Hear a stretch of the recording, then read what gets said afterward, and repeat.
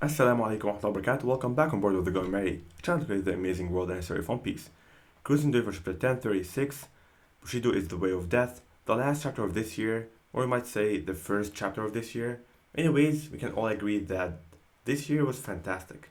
It started off with a red rock and ended with another yet more fascinating red rock. And yeah, the fight between Luffy and Kaido is on heat. Both are developing like respect for each other, and it feels Kaido is able to come back to the good old days where he's actually motivated about something or looking forward for something, which is amazing. Kaido has always been portrayed as the depressed beast who's always drunk and want to end his life. And we all knew that he wasn't that way before. He once was a great, joyful guy trying to change the world, trying to be Joy Boy, and he was actually chasing his dream. But something happened between the years, changed him to what he is right now.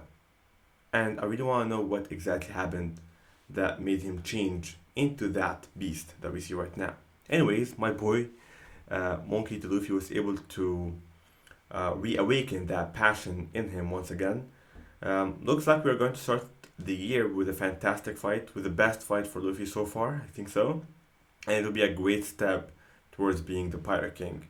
And it will uncover a lot of truths about Joy Boy, who is mentioned in King's memory this chapter. As expected, Zoro finished King off with the Conqueror's goated attack. He just clipped his wings and cut his sword. Some people thought he cut also his hand, but that did not happen apparently.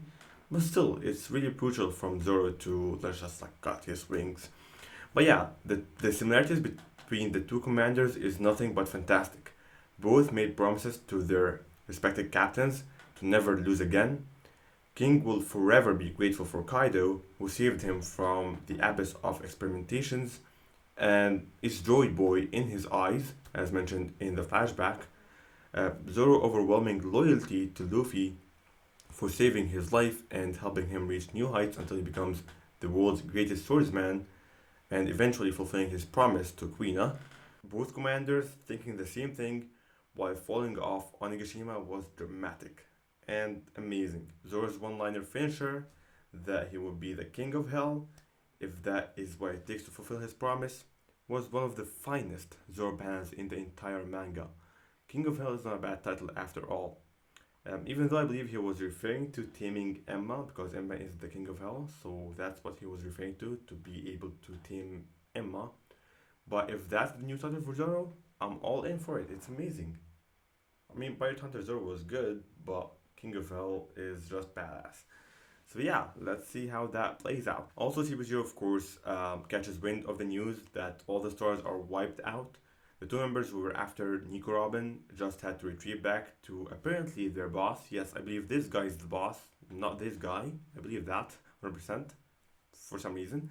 And the reason for retreat apparently was to be ready um, if in 1 in a million chance the supernovas or the new generation were able to overcome the two Yonkos. And I really want to emphasize on ready, to be ready. What does he mean by that? Like, yeah, Big Mom and Kaido are down. So is Luffy, Kid, and Lo, I believe. Like, Zoro and Sanji just went unconscious this chapter after fighting Queen and King.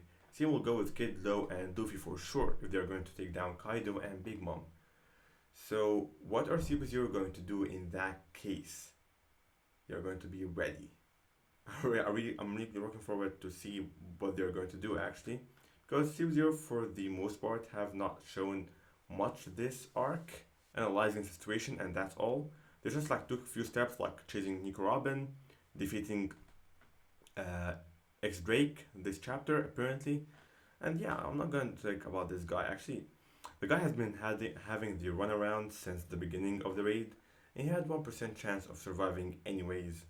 So yeah, I can't forget also Apu, who was able to escape, and I think actually that's the reason why Apu is in that whole Onigashima raid, because he took pictures of Sub Zero, and he's going to send this to Morgans for sure. Because I mean, I think one of the reasons that they said we are going to be ready because they are going to like to stop that news from two Yonkos being beaten down to spread all over the world, because this will be hiatus. The balance of power will just crumble. So Zero, of course, does not want that news to revolve around the world of One Piece. But Abu having that picture and is able to escape, that's his job in that raid. That's why Abu is there, just to release the news to Morgans by the end of the arc about what the Straw Hats have done in Onigashima. We also got a quick refresher of the current calamities.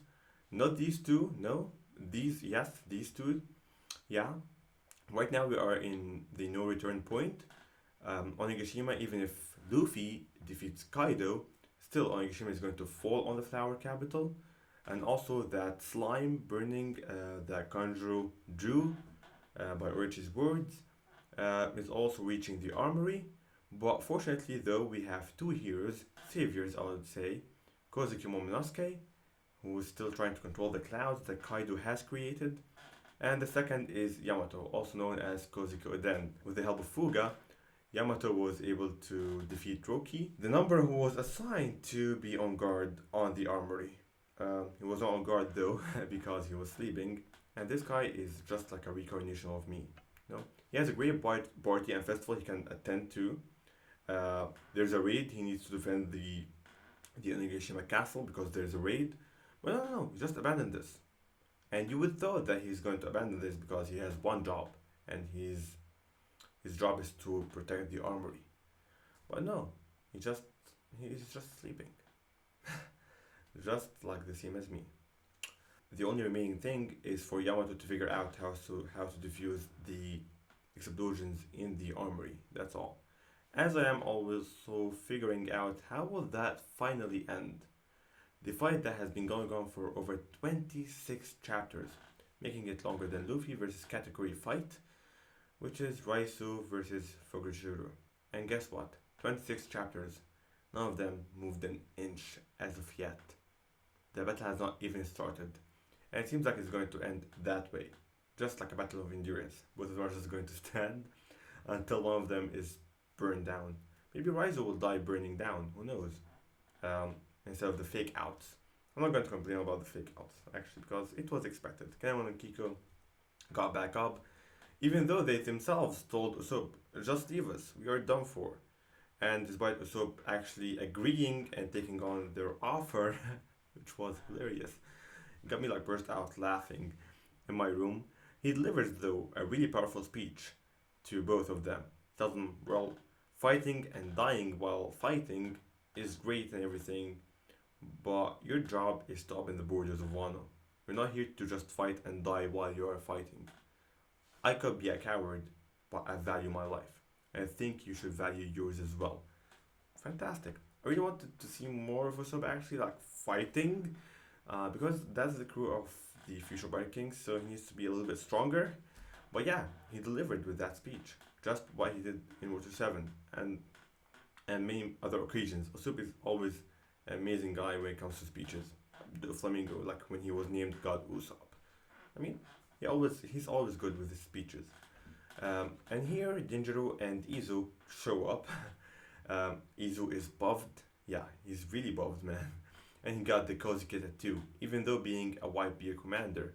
And we know that most of Whitebeard commanders, or division commanders, have Whitebeard's Jolly Roger tattooed on their bodies right away once they join. But Izu, no, she kept Kozuki's tattoo right there on his back. So Orochi is just also having a blast with Komurasaki. I'm sure you can have one as well by subscribing to that channel and watching that video talking about One Piece cover stories. I hope you like it. Bye bye.